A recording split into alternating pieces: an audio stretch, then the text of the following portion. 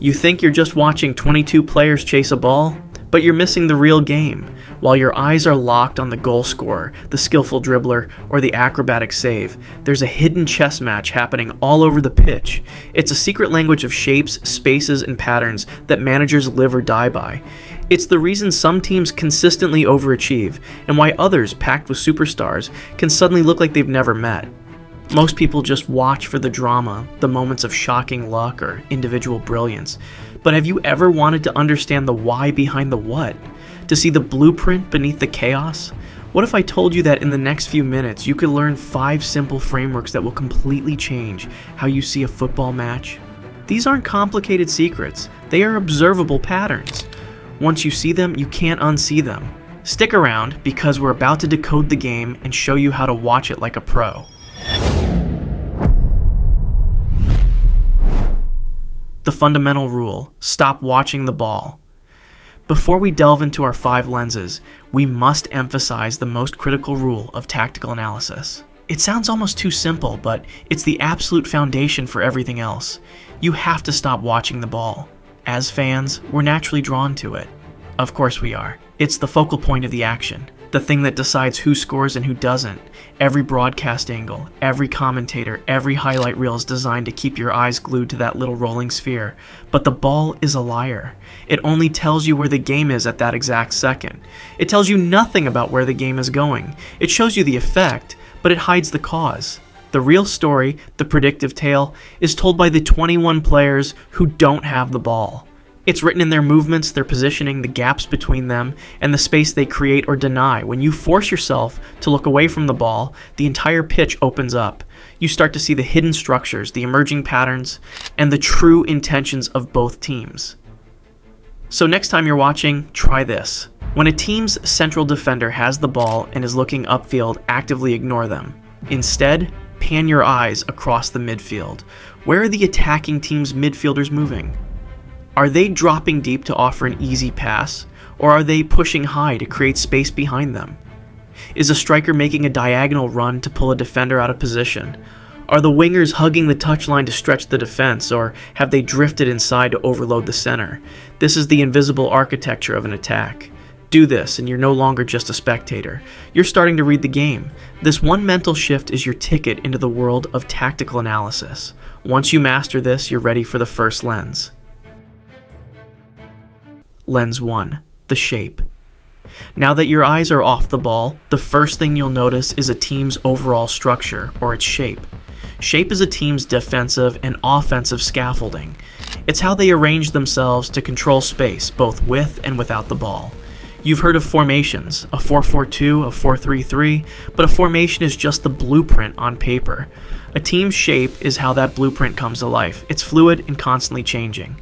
A team might be a 4-3-3 on the team sheet, but in attack, with fullbacks pushed high, it becomes a 2-3-5. When they lose the ball, it might morph into a compact 4-5-1. When analyzing defensive shape, the key concept to look for is compactness. Compactness is all about minimizing the space between your players, both horizontally across the pitch and vertically from your strikers to your defenders. A compact team is a nightmare to attack. They make the pitch feel small, clogging the center and forcing opponents to either play around the outside into less dangerous areas or attempt long, hopeful, risky passes over the top because all the valuable central lanes are blocked. A perfect example is the mid-block, one of the most common and effective defensive strategies in modern football. Teams using it don't press high up the pitch, which is risky and exhausting, nor do they sit so deep that they invite constant pressure right on top of their own goal. Instead, they set up in the middle third of the field in a disciplined, compact shape. Think of a team like Morocco at the 2022 World Cup or Curaçao with Dick Advocat. Rather than chasing shadows against a possession-heavy favorite, they would organize into a compact 4-4-2 or 4-5-1 shape. Their lines of players stay incredibly close together, sometimes with only 15 to 20 meters between the defense and the forwards. This forces the other team into endless, harmless passes around the perimeter. The opposition might have 70% of the ball, but they can't do anything with it.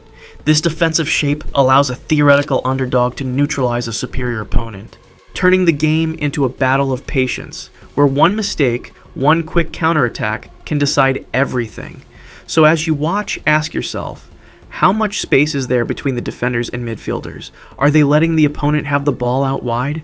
By observing a team's shape, you can instantly understand its defensive strategy. Are they built to survive or to dominate? Lens 2. Pressing triggers. If shape is a team's passive organization, then pressing is the active, aggressive hunt to win the ball back. But here's the thing, teams can't press all the time. It's physically impossible and strategically naive. That's where our second lens comes in, pressing triggers. A pressing trigger is a specific cue in the game that tells the entire team to apply coordinated pressure. It's the green light for the hunt to begin. It turns a collection of individual defenders into a hungry pack. Instead of one player aimlessly chasing the ball, the whole unit springs into a trap to force a turnover in a dangerous area. Recognizing these triggers is like learning a defensive unit's secret hand signals. So what are these triggers? One of the most common is a backwards pass, when an opponent's midfielder is forced to pass the ball back to their defender. To the pressing team, this is a huge opportunity. The player receiving the ball is facing their own goal, their field of vision is limited, and for a split second they are vulnerable. Imagine a team sees that backward pass. That's the trigger. Instantly, their striker will sprint at the defender, taking a curved run to block the easy pass to the other central defender or the goalkeeper, effectively cutting the pitch in half. At the same moment, the attacking midfielders jump up to mark the closest passing options. The defender who had time and space a second ago is now trapped, with his head down and his options vanishing. This coordinated pressure, sparked by a single trigger, can turn a safe situation into a sudden goal-scoring chance. Another classic trigger is a poor touch or bad body orientation. If a player on the sideline receives the ball with their back to the opponent's goal, they can't easily play forward. A well-coached team uses this as their cue. The moment the opponent receives the ball with a closed body shape, they swarm, knowing the player is trapped by the touchline. A heavy touch is an even more obvious open invitation. When the ball gets away from a player, even by a yard, it becomes a 50-50 ball. For an aggressive team, that's their signal to pounce and make it an 80-20 in their favor. Look for these moments. When a player passes backward, does one player press or do 3 or 4 sprint in unison? Success in modern football often comes down to forcing turnovers at the right moments. This isn't random, it's disciplined, selective pressure based on clear triggers, allowing teams to conserve energy and pick the perfect moments to strike. By the way, if you're finding this useful and it's already changing the way you see the game, do us a quick favor and hit that subscribe button. We have a lot more content like this to make you a smarter fan, and it's the best way to make sure you don't miss it. Now let's get to our third lens. Lens 3, overloads. Our third lens uncovers one of the most essential concepts in attacking football, the overload. Simply put, an overload is when a team creates a numerical advantage in a specific area of the pitch. It's about manufacturing a local 3-on-2 or a 4-on-3 that unbalances the defense and opens up passing lanes that weren't there before. Football is an 11v11 game, but it's rarely played that way. The pitch is too big. The game is actually a series of small battles all over the field. By strategically moving players into one zone, an attacking team can create a temporary mismatch that the defense can't cover. Every elite coach in the world, from Pep Guardiola to Carlo Ancelotti, uses this principle to dismantle defenses. One classic way to create an overload is through player rotations and movement. Imagine a team is struggling to break down a compact 4-4-2 defense. The coach might tell his winger to move inside into the channel, his central midfielder to drift wide into the space the winger just left, and his fullback to make an overlapping run around the outside. Suddenly, in that wide channel, they've turned a simple 2 versus 2 into a chaotic 4 versus 3. The defenders are now forced into an impossible decision. Who do I follow? Do I track the winger moving inside, leaving space for the midfielder? Do I follow the midfielder, leaving the overlapping fullback free? That split second of indecision is exactly what the overload is designed to create. From there, the attacking team has options. They can use their numerical advantage to work a series of quick one-touch passes to get a cross in. Or, even more cleverly, they can execute the overload to isolate tactic. By drawing a cluster of defenders to one side of the pitch with all this movement, they are deliberately creating a huge amount of open space on the other side. Once enough defenders have been sucked in, they execute a quick switch of play, a long, sweeping pass to their star winger on the far side, who now finds himself in a glorious, isolated one-on-one situation against his defender with acres of space to attack.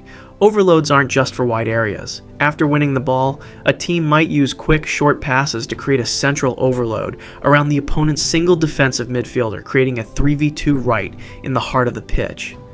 This allows them to break through the middle quickly before the defense can react. High-level football analytics consistently show that successful teams are far better at progressing the ball through opponent lines, often as a direct result of these carefully constructed overloads. So when you're watching, pause and do a quick head count. Look for those little triangles and diamonds of players forming. Is there a 3v2 on the wing? Is there a 4v3 in the middle? Identifying where a team is trying to create an overload will tell you exactly where they plan to attack. Lens 4, transitions. Football is often described as having 4 phases: in possession, out of possession, and the 2 chaotic moments that connect them. These moments are the transitions, our 4th lens. A transition is the split second when the ball changes hands, either defensively when you lose it or offensively when you win it. Mastering these moments is what separates good teams from great ones. Let's start with the defensive transition. This is when a team is most vulnerable. Players are spread out in attacking positions, space is exposed, and the opponent has a brief window to counter. The reaction in the first few seconds is decisive. Teams generally choose one of 2 options: counter-press immediately to win the ball back, or retreat quickly into a compact defensive shape. For teams built on defensive stability, the priority is delay and recovery. The nearest player applies pressure, not to win the ball, but to slow the attack, while the rest sprint back into position. The goal is simple: get organized behind the ball before the counter becomes dangerous. Now comes the offensive transition, the moment you win possession. Again, there's a choice. You can secure the ball and reset or attack immediately. Data consistently shows that counterattacks often produce better chances than slow build-up play because the opponent is disorganized and space is available. Teams that excel here think vertically. Their first instinct is a forward pass into space, not a sideways one. This requires attackers ready to explode into runs and midfielders confident enough to play the decisive pass instantly. When watching a match, focus on the 5 seconds after turnover. Does the team swarm the ball or drop into shape? Do they play safe when they win it or attack immediately? These moments reveal a team's true identity: control or chaos. Our final lens is set pieces, and its importance in the modern game cannot be overstated. Corners, free kicks, and throw-ins are no longer random opportunities. They are carefully planned, data-driven situations that often decide tight matches. Modern set-piece routines are highly detailed. Coaches analyze marking systems, aerial weaknesses, and vulnerable zones, then design specific movements to exploit them. At recent World Cups, set-piece goals have repeatedly swung knockout matches. On corners, don't just watch the taker, watch the movement in the box. Attackers may start stacked together, then scatter to confuse defenders. One player might block space rather than attack the ball, freeing a teammate behind him. Others make decoy runs to pull key defenders out of position. Defending set pieces is just as structured. Teams may defend zonally or man-mark key threats, while others focus on clearing second balls to immediately launch a counter. A good clearance isn't just defensive, it can become the start of an attack. In an era where open play is tightly controlled, set pieces remain one of the few repeatable scoring opportunities. That's why elite clubs now employ specialist set piece coaches. Recognizing these patterns turns every dead ball situation into a moment of tactical suspense. So there you have it, 5 lenses that can completely change how you watch football. It all begins with one simple rule: stop watching the ball. When you do, you start seeing shape, pressure triggers, numerical advantages, transitions, and set-piece patterns.